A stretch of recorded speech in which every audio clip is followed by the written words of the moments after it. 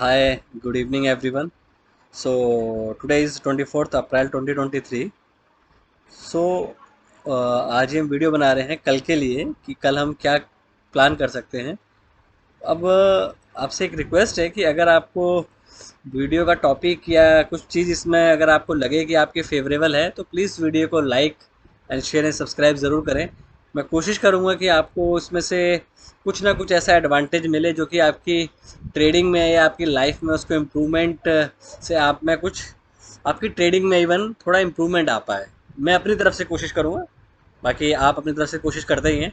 चलिए स्टार्ट करते हैं। जैसा कि आज हमने आपको पता ही है बैंक निफ्टी का एक ट्रेड उसमें बताया भी था मॉर्निंग में कि अगर किसी को बैंक निफ्टी में कुछ ट्रेड करना है तो वो उस चीज़ को देख सकते हैं।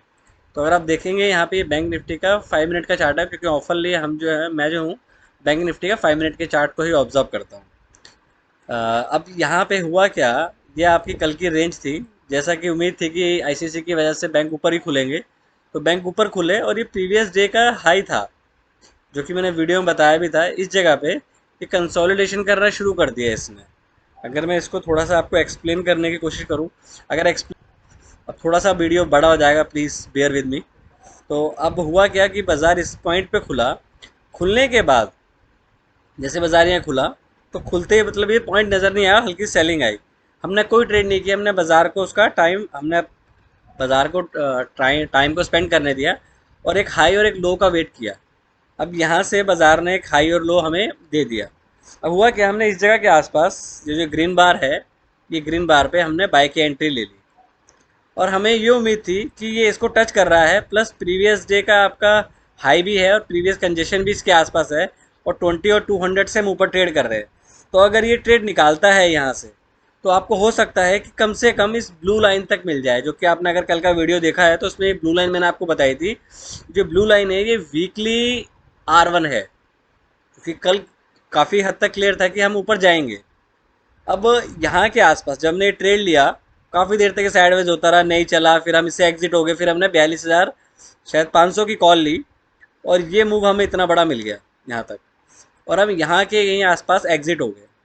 अब यहाँ पे एग्जिट क्यों हो गए, मैं इसका भी कारण बताता हूँ। यहाँ पे हम एग्जिट हो गए तो हमें पे काफ़ी अच्छे पॉइंट्स मिले। यहाँ पे हम बैंक निफ्टी के अपने ट्रेड से एग्जिट हो गए। यहाँ पे हमने एंट्री करी थी और यहाँ पे हम एग्जिट हो गए। अब पॉइंट ये है इसको बताने का कि मैं एग्जिट क्यों हुआ इस पॉइंट से, क्योंकि वीकली R1 था यहाँ पे, प्लस निफ्टी जो था वो अंडर परफॉर्म कर रहा था, बैंक निफ्टी आउट परफॉर्म कर रहा था। अगर आप ग्लोबल मार्केट भी देखो तो उसमें कोई आउट परफॉर्मेंस नहीं आ रही थी। तो यहाँ पे एग्जिट करने के बाद मैंने निफ्टी का ट्रेड लिया था 17,700 की कॉल। तो उसमें भी मुझे वो 25 के आसपास, 25 पॉइंट के आसपास उसमें भी मुझे निफ्टी में मिले होंगे। और उसके बाद हुआ क्या कि निफ्टी ने परफॉर्म किया एंड ऑफ द डे और बैंक निफ्टी साइडवेज हो गया थोड़ी देर बाद। तो हमने आज 2-3 ट्रेड लिए और सारे ट्रेड हमारे काफ़ी अच्छे ऑन द स्पॉट रहे, तो काफ़ी अच्छा प्रॉफिट आज हमें हुआ है। तो हमारा ये 10th डे है इन ए रो जहाँ पे हमें प्रॉफिट हुआ है। और एक चीज़ और यहाँ पे ये बोलना चाहूँगा, मैंने वहाँ PSU लिखे थे कि PSU बैंक में रहते, तो PSU बैंक में आपको वो स्टॉक देखने हैं जो कि एक अच्छा मोमेंटम देते हैं। तो जैसे आपका SBI हो गया, PNB हो गया, बैंक ऑफ बड़ौदा हो गया, इस तरीके के शेयर आप देख सकते हो, क्योंकि इसमें सुबह ही मोमेंटम क्लियर हो गया था। सुबह HDFC बैंक थोड़ा डामाडोल पोजीशन कर रहा था, बट इवेंचुअली उसने भी अच्छा परफॉर्म दिया। तो एनीवे अब कल के लिए देखते हैं हम क्या कर सकते हैं। ये तो लेक्चर हो गया कि ये हो गया, अब इसका कोई सोल्यूशन नहीं है। अब हम इसको हटा देते हैं क्योंकि इसका काम ख़त्म हो गया है। ये भी हटा दिया, ये भी हटा दिया। तो बैंक निफ्टी से ही बात करते हैं। और एक अगर आप इसको देखें USD NIR को, तो इसमें भी आज अगर आप देखो तो हमारे अप्रिशिएट हुई है करेंसी। अप्रिशिएट्स का से कारण की वजह से हमने बैंक निफ्टी इनिशियली चूज़ किया था कि यहाँ पे मोमेंटम है। निफ्टी इसलिए चूज़ नहीं किया था सुबह क्योंकि IT सेक्टर गिर रहा था, बट वो लोअर साइड पे कंसोलिडेशन कर रहा था, तो लास्ट में IT में भी रैली आई, जिस वजह से हमने निफ्टी को चूज़ किया था लास्ट में। अगर हम यहाँ पे देखें बैंक निफ्टी कल क्या कर सकते हैं बैंक निफ्टी में। अब ये देखो, ये वीकली R1 के आसपास हो आप बैंक निफ्टी में, वीकली R1 और मंथली R1 से भी आप ऊपर हो। वीकली R1 से भी ऊपर हो, अगर आप यहाँ पे पाइवट्स देखोगे मंथली के, तो बैंक निफ्टी में आप अब 41,000 42,000 के आसपास आपका R1 था। अब 42,000 से ऊपर हो गए हो, वीकली पाइवेट से भी आप ऊपर हो, 42,548 था, और आप डेली से तो खैर ऊपर हो ही। तो मेरा ये पॉइंट ये था दिखाने का कि अगर बाजार इसी रेंज पे कल खुलता है और ये इस चीज़ को निकालता है जो आज का हाई है, तो हमें बैंक निफ्टी में बाय करना है। सेल के साइड का ट्रेड फिलहाल नहीं देखेंगे अगर जब तक न्यूज़ नहीं आती है। क्लियर हो गया कि बैंक निफ्टी में भी हम बाय का ही ट्रेड देखेंगे। जैसे ये हाई जाता है तो हम इसको बाय करने की कोशिश ही करेंगे, जो हमारा कल के लिए बेस्ट सेटअप होगा कि अगर बाजार इस रेंज के आसपास खुलता है, इस रेंज के आसपास अगर बैंक निफ्टी खुलता है और ये हाई जाता है तो हम इसको बाय करने की कोशिश करेंगे। क्लियर है बैंक निफ्टी में। और जो हमारे टारगेट होंगे वो होगा हमारा 42,810। ये कहाँ से आया? ये आया आपका R1 है डेली का। ठीक है, अब ये 43,000 तक हम एज्यूम कर सकते हैं कि अगर ऐसा मोमेंटम रहा तो 43,000 तक जा सकता है, जो कि आपका R2 है डेली पे। ठीक है, ये हमारे पाइवेट्स हो गए। सेल के लिए फिलहाल हम प्लान नहीं कर रहे हैं, अगर कुछ होगा तो वो हम उस टाइम देख लेंगे, फिलहाल प्राइस एक्शन में। तो ये हो गया आपका बैंक निफ्टी का डे कि हमें कैसे कंस्ट्रक्ट करना है। और यहाँ पे वैसे भी नैरो बन चुका है, तो अगर यहाँ पे भी साइडवेज होता है, इस जगह के आसपास भी अगर यहाँ भी साइडवेज मिलता है आपको, तो आपका पहला ट्रेड होना चाहिए कंजेशन के बाद बाय करने का। अगर बैंक निफ्टी गैप अप ही करता है और गैप अप काफ़ी डिसेंट करता है, तो फिर आपको ट्रेड छोड़ना पड़ेगा, क्योंकि आपको इतना बड़ा मूवमेंट मिल चुका है। ठीक है, क्लियर हो गया ये भी। इसको रिमूव कर देते हैं। ये हमारा बैंक निफ्टी का ट्रेड के लिए प्लान हो गया। कल के लिए हम क्या कर सकते हैं। अब हम एक बार निफ्टी का भी चार्ट देख लेते हैं। अगर हम इसका डेली का चार्ट देखें बैंक निफ्टी का, तो ये देखो हम इस रेंज से ऊपर क्लोज हो गए हैं। तो वही है आपका 42,810 के आसपास। फिर आपका इनिशियल टारगेट था 43,000 के आसपास होगा। अगर इसके लो के जब तक ऊपर हैं तो हम इनिशियली ट्रेड ऊपर की साइड पे ही लेंगे। आज के जो हाई है, आज का जो लो होगा, सॉरी जो आज का लो है वो हमारा स्टॉप लॉस होगा, अगर किसी को पोजिशनल ट्रेड लेना है। अब हम निफ्टी का ट्रेड देख लेते हैं। निफ्टी देख लेते हैं एक बारी, क्या कर सकते हैं निफ्टी में कल। देखिए कितना बढ़िया रेंज से बाहर निकला है। तो अब ये एक तरीके से अब आपका जो नेक्स्ट सपोर्टिंग जोन होना चाहिए वो 17,680 से लेके 17,700 होना चाहिए। मतलब आपका सपोर्ट जोन अब निफ्टी में बनता है फॉर लॉन्ग पोजीशन के लिए, वो बनता है आपका 17,680 टू 17,700। इस रेंज के पास पास अगर आपको निफ्टी मिलता है तो आपको बाय करना चाहिए। ठीक है, फॉर पोजिशनल ट्रेड के लिए आप यहाँ बाय कर सकते हैं। और कोई भी ट्रेड लेने से पहले एक बार अपने फाइनेंशियल एडवाइजर ज़रूर कंसल्ट करें। ये मेरी पर्सनल राय है जो मैं अपने लिए यूज़ करता हूँ। अब हमने यहाँ पे चीज़ ऑब्जर्व कर ली। अब इसको अगर हम यहाँ पे मैंने एक कल एक एक्सपेरिमेंट के लिए कुछ मूविंग एवरेज चेंज करी हैं। ये 15 EMA है और ये 190 डेज़ की EMI है, EMA है। अब ये दोनों साइडवेज यहाँ पे दोनों एक पैटर्न में आ गई हैं, इंक्लाइन हो रही हैं दोनों की दोनों। ये कांस्टेंट हो गई है, वो इंक्लाइन हो रही है।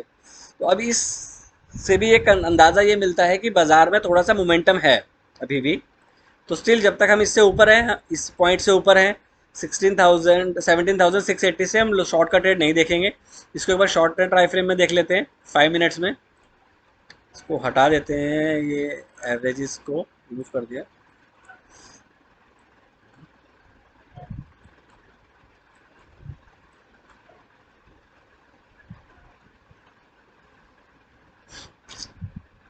निफ्टी का ट्रेड हमने यहाँ के आसपास लिया था और हम यहाँ के यहाँ एग्जिट हुए थे। तो निफ्टी में जो हमने ट्रेड लिया था 1-1:30 बजे के आसपास, तो शायद यहाँ कहीं पे एंट्री करी थी निफ्टी में हमने एंट्री, और यहाँ पे एग्जिट हुए हैं निफ्टी में, यहाँ पे एग्जिट हो गए। और कल के लिए हमने क्या किया था, 17,750 की हम कॉल कैरी करके गए हैं। 17,750 की कॉल कैरी करके गए हैं विद अ हाफ क्वांटिटी।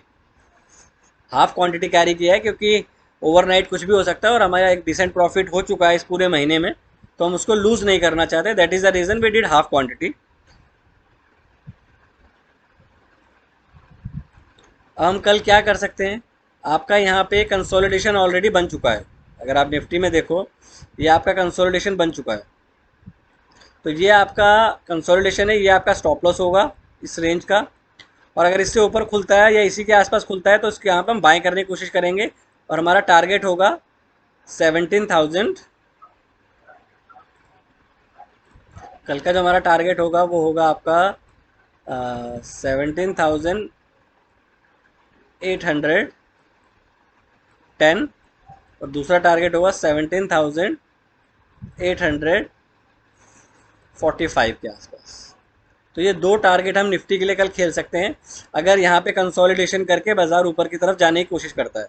अगर बाजार यहीं खुलता है तो इसका जैसे हाई जाता है इस रेंज का, ये जो रेंज बनी है हमारी लास्ट 15-20 मिनट में, अगर इसका हाई जाता है तो ओपन पे बाय कर सकते हैं। या दूसरी कंडीशन क्या हो सकती है कि बाजार अगर गैप अप करता है, अगर बाजार मान लीजिए गैप अप करता है, यहाँ पे खुलता यहीं पे है, ये जो आप ब्लू ब्लू हॉरिजॉन्टल लाइन देख रहे हो, ये वीकली R1 है।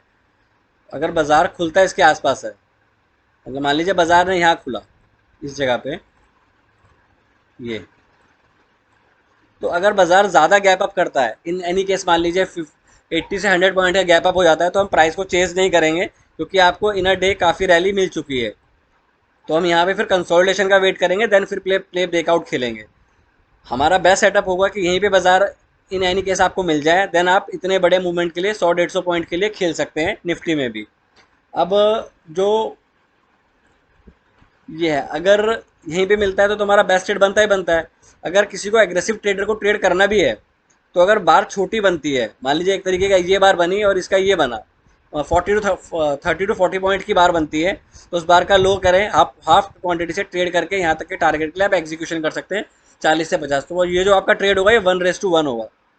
तो ये हमारा कल का प्लान है। दोनों में बाइंग साइड पे है, कंजेशन से ऊपर निकलेगा हम बाइंग करेंगे, सेलिंग दोनों में फिलहाल अवॉइड करेंगे जब तक ऐसा कोई प्राइस एक्शन हमें देखने को ना मिले। तो थैंक यू वेरी मच। अगर आपको वीडियो अच्छा लगा हो तो please like share and subscribe ज़रूर करें। थैंक यू सो मच, और कल का भी आपका ट्रेडिंग डे अच्छा जाए।